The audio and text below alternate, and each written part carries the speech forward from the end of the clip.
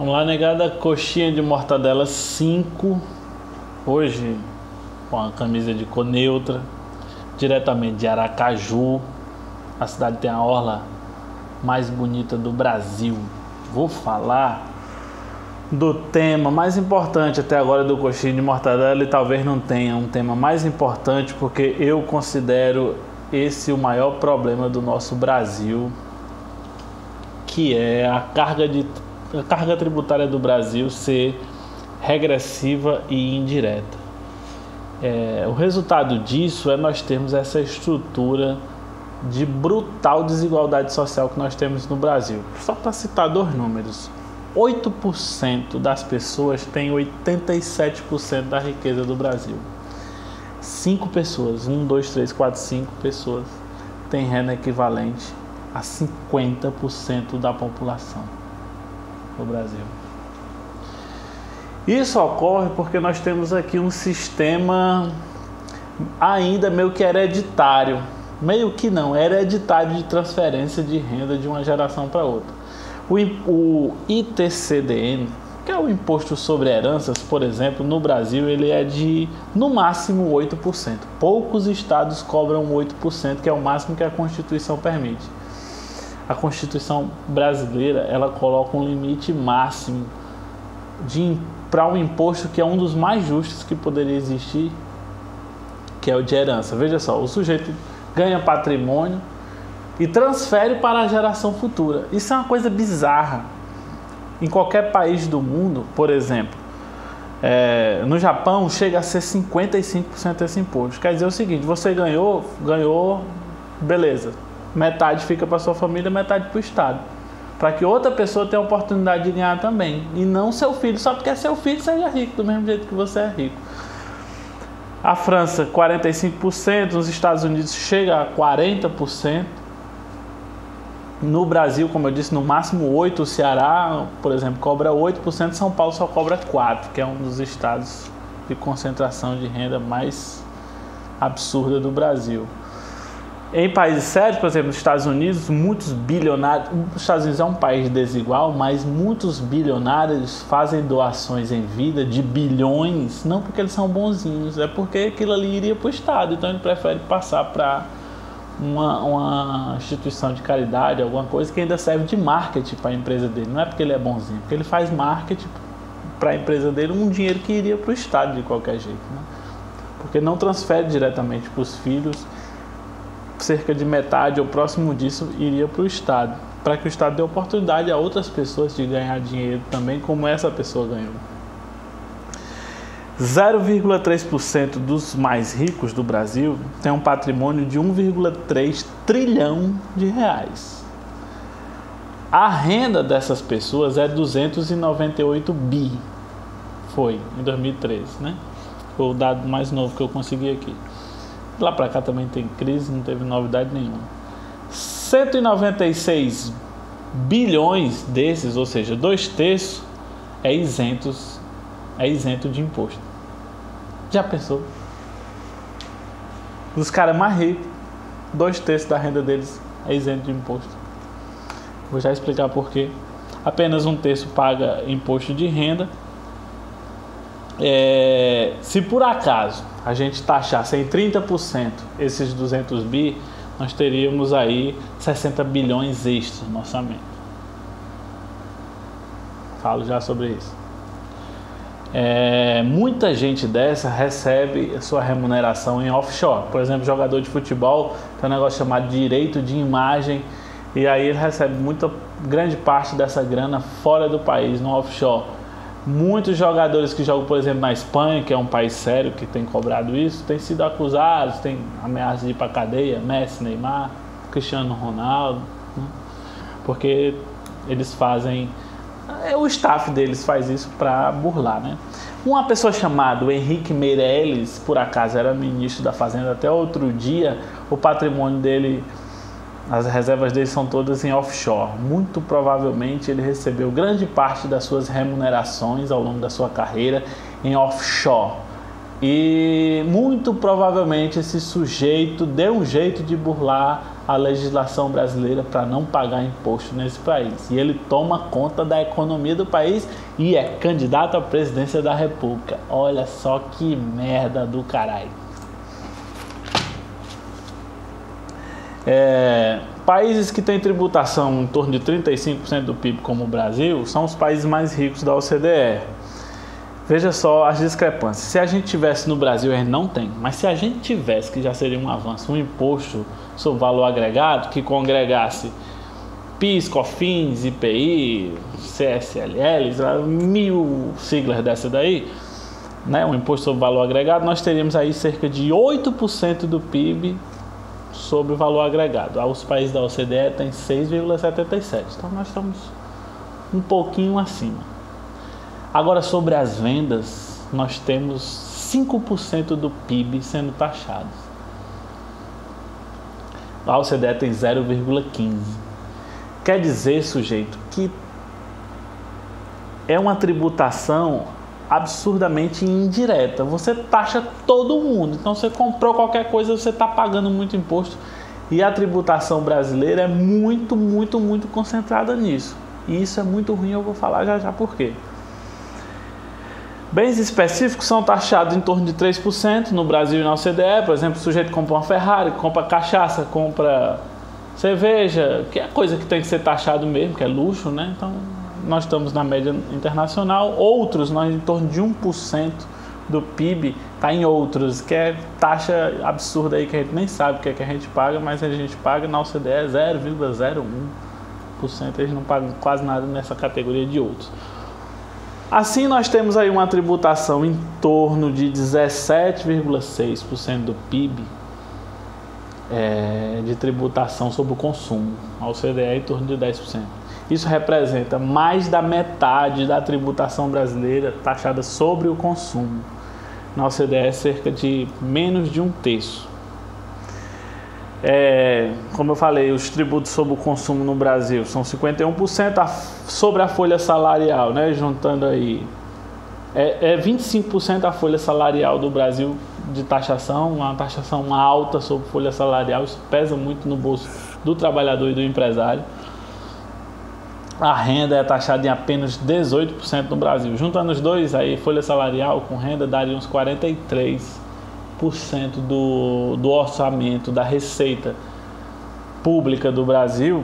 Na OCDE, 2/3, né? 66% da receita vem de renda, que é o certo. O certo é taxar a renda e não taxar consumo. Porque, veja só, você taxando consumo, você obriga todo mundo a ser taxado. O cara que tem sucesso, o cara que tem insucesso, o mendigo, todo mundo paga esse imposto. Você taxando renda, você só taxou a pessoa que se deu bem, que é o certo. Já pensou você taxar um mendigo da mesma forma que você taxa o Silvio Santos? Lucros e dividendos. Esse é o mais escroto. Lucros e dividendos, o Brasil, a Dinamarca taxa 42%, a França 38%, o Canadá 30%, a Alemanha 26%, os Estados Unidos em torno de 20%, o Brasil taxa 0%. Só tem 2 países no mundo que não taxam isso. É o Brasil, acho que é a Estônia. E o Brasil não... O Fernando Henrique resolveu não taxar. Ele deu na ideia dele de não taxar. Por quê? Porque você que é pobre ou é classe média que nem eu, tem lucros e dividendos? Não. É só a galera da alta que tem lucros e dividendos. Então essa galera é isenta, que é uma das coisas mais escrotas que tem no Brasil. Imposto de renda. Eu, sujeito de classe média, pago 27,5%, acho isso alto. Para minha faixa de renda é alto mesmo, comparado com qualquer país do mundo. Mas eu estou na alíquota máxima. O ideal era que tivesse uma alíquota acima da minha. O cara que ganha acima de 20 mil reais pagasse 35%, o cara que ganha acima de 40 mil reais pagasse 40%, mas nós não temos essa. A nossa alíquota máxima é 27,5%. A alíquota máxima da OCDE é 41%, em média. A América Latina, comparado com a Argentina, México, essa coisa, a gente cobra 31%, o Brasil cobra 27%, olha só. União Europeia, 33%, Os Estados Unidos em torno de 34%. Então nós estamos altamente defasados também em imposto de renda. O sujeito que ganha muito como pessoa física paga pouco. Mas isso não é o pior, ainda tem uma coisa pior. O sujeito que ganha como pessoa jurídica, tipo um William Bonner da vida, ele paga 15%, velho. Eu pago 27% e o William Bonner paga 15%. Porque ele recebe como pessoa jurídica. Isso que entra no Brasil, fora o que ele recebe em offshore.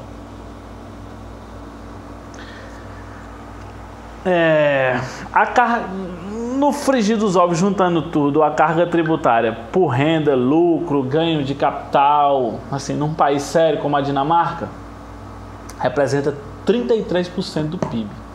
Então, renda, lucro e ganho de capital. O rentista é taxado e ele paga 33% do PIB. A Islândia 18%, a Nova Zelândia 17%, Noruega 16%, Canadá 14%, só para citar alguns, a Áustria 12%, Estados Unidos, aquela República Bolivariana 12%, o Brasil 6%. 5,85%, menos do que 6%. Então o rentista paga um IOFzinho, uma besteirinha e tal, de modo que ele não paga quase nada em representação ao PIB, sendo que eles são as pessoas mais ricas do país. O imposto mais escroto de todos é o ICMS. O ICMS em torno de 17%, 18%, dependendo do estado, dependendo dos produtos, e ele taxa todos os produtos do país. Um mendigo pede esmola na rua, compra um pacote de arroz e cozinha aquele arroz ali para escapar, para comer naquele dia, ele paga 17%. O Silvio Santos paga os mesmos 17%. Você, como eu, que é um trabalhador, provavelmente gasta todo o seu salário. Se você gasta todo o seu salário, ou seja, você consome todo o seu salário, você paga 17% só em um imposto, fora os outros impostos que você ganha. Então, se um mendigo ele conseguir arrumar na rua pedindo R$10, R$1,70 vai para o governo estadual. Se um sujeito tem um restaurante que vende PF e ele vende um PF por R$10, se ele vender para você aquele PF, digamos que ele tem os custos dele são R$7, pagar funcionário, limpeza da loja, câmera de segurança, grade, sei lá o que danado ele usa, cadeado no portão para se proteger da violência, os custos dele são R$7 por prato. Então ele tem um lucro de R$3, 30% é um bom lucro. Isso se ele sonegar imposto. Se por exemplo você pede ele, passe no cartão, quando você pedir para esse sujeito passar no cartão, é mesmo que dá um chute nos ovos do cara. Porque 17%, ou seja, R$1,70, ele já paga de ICMS, que a maquineta de cartão dele já é fiscalizada pela Secretaria de Tributação. 50 centavos ou 5% o cartão cobra dele de taxa lá, do cartão de crédito. E se ele quiser antecipar para receber aquele dinheiro 2 dias logo depois, porque ele compra tudo à vista, ele paga mais 5%. O banco extorque dele 5% de um dinheiro que o banco tem certeza que vai receber, mas ele causa a extorsão de mais 50 centavos e mais R$1. Então, dos R$3 de lucro dele, ele ficou R$2,70. Bancos e governo estadual com ele fica com 30 centavos de lucro no seu PF. Então, se o cara que vende o PF para você não quiser passar cartão, entenda isso. Porque ele precisa sonegar para sobreviver, infelizmente. E essa coisa, nós não fomos governados por um governo de esquerda durante... quantos anos? Sei lá, 13, 14 anos aí, a esquerda não fez nada, fez. Dilma em 2016 mandou uma reforma fiscal para o Congresso.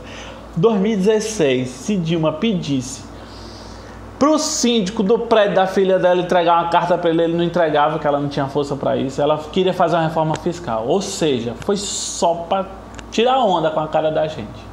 Durante os anos, por exemplo, Lula entregou o governo com 87% de popularidade e não fez uma reforma fiscal, mesmo com toda a força da população. Ele poderia ter usado isso, não fez. Então a esquerda não fez bosta nenhuma para resolver o problema maior do Brasil.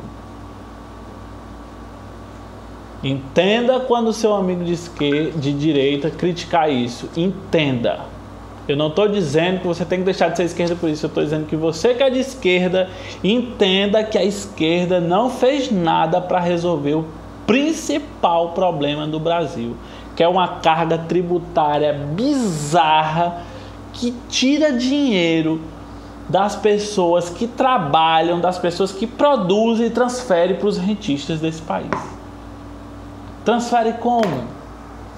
Veja só, o governo brasileiro tem uma desoneração, ou seja, abre mão de alguns impostos de cerca de 280 bi. São os 5% do PIB.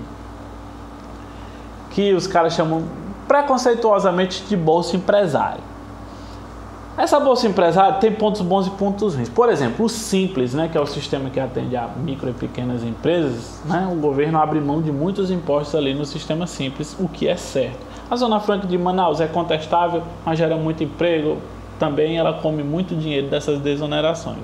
Mas grande parte desse dinheiro, cerca de 35 bilhões no último ano do governo da Dilma, foram para subsídios do BNDES, para JBS, para aquele animal do Rio de Janeiro que foi preso lá. Pô, agora esqueci o nome do cara. É esse safado todo aí que ficam recebendo dinheiro do BNDES para especular, para comprar, para roubar esse país com dinheiro público, dinheiro de pobre. Veja só, o Bolsa Família é 29 bi, 35 foi transferido para essas grandes empresas, num programa que a Dilma chamou dos campeões nacionais.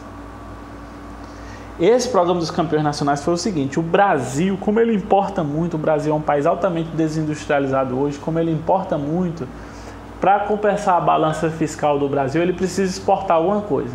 Aí eu transfiro esse dinheiro para o Joesley exportar carne, aí esse Joesley passa uma partezinha aqui para o partido e tal, e aí ele exporta carne, que é um produto de valor agregado baixíssimo, para compensar o déficit na balança comercial de produtos industrializados do Brasil, que é bizarro.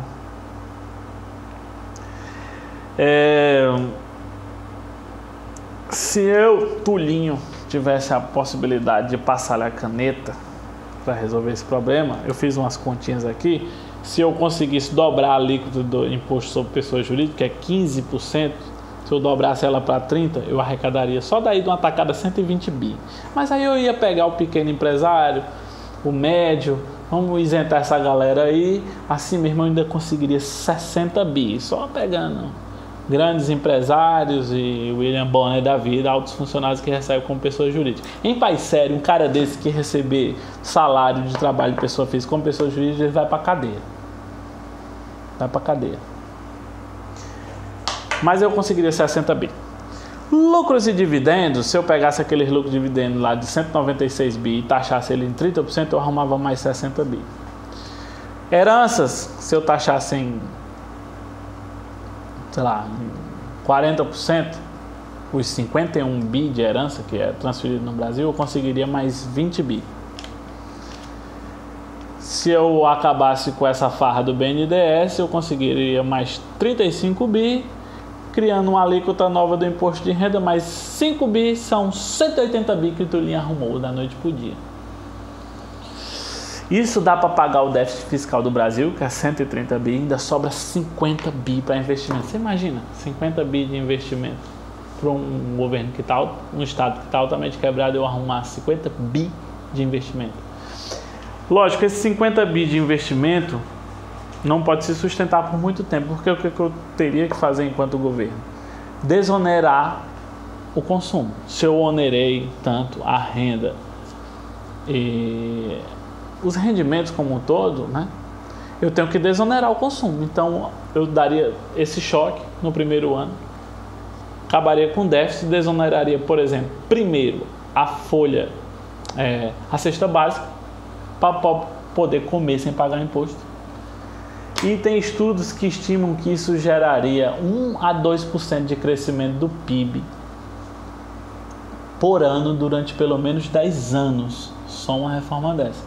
Porque eu inverteria totalmente o sistema, deixaria de taxar o consumo para taxar a renda, eu tiraria dinheiro dessas classes mais abastadas para transferir esse dinheiro para a classe média, para os trabalhadores e para os pobres e miseráveis. Transferindo como? Gerando emprego, renda, não é para pagar bolsa para ninguém. É só possibilitando que você, cidadão trabalhador, deixe de pagar tanto imposto para que sobe mais dinheiro para você poder consumir mais. Só isso geraria de 1 a 2% de crescimento do PIB durante pelo menos uma década. Entenda o seu amigo que inclinou-se para a direita. Entenda seu amigo que inclinou-se para a direita porque se sente sufocado. Porque o pequeno e médio empreendedor no Brasil, ele vive sufocado por essa carga tributária bizarra. O sistema é feito para proteger os grandes, porque grande tem refis, perdão de dívida, o caralho a 4, e o pequeno tem que se lascar para pagar tudo. De forma que ele não consegue ficar grande, a não ser raríssimos casos. Entenda seu amigo que virou para a direita, que quer menos Estado, quer menos imposto, quer menos... Entenda, ele tem certa razão em querer isso. A esquerda não fez nada para acabar com isso. Entenda seu amigo de direita que fez isso. Agora tente explicar para o seu amigo de direita que não é acabar com o Estado, não é diminuir a carga tributária. Nós precisamos mudar o Estado. O Estado brasileiro precisa ter a mesma carga tributária e tem espaço para crescer um pouquinho, como eu dei esses números aqui, para que nós tenhamos melhores serviços de educação, melhores serviços de saúde e de segurança pública, para que a gente possa pagar menos por isso e sobrar mais dinheiro para a gente poder viver e consumir e trabalhar. É esse o principal problema do país. Nós estamos no ano eleitoral. Preste atenção, pelo amor de Deus, se o seu candidato fala nessa questão, preste atenção, principalmente a galera do Legislativo e mais ainda o candidato ao grande cargo do Executivo, que é o de Presidente da República. Quase ninguém está preocupado com isso. A esquerda foi financiada por bancos e ela não se preocupou com isso. Veja se tem alguém de centro, alguém de algum lado que não é financiado por banco, que não é financiado por rentista e quer resolver esse problema. Esse é o principal problema do nosso país. Eu estou falando de uma forma quase que apelativa para que você atente para isso, para a gente resolver isso. Coxinha de mortadela 5. Nem de direita, nem de esquerda.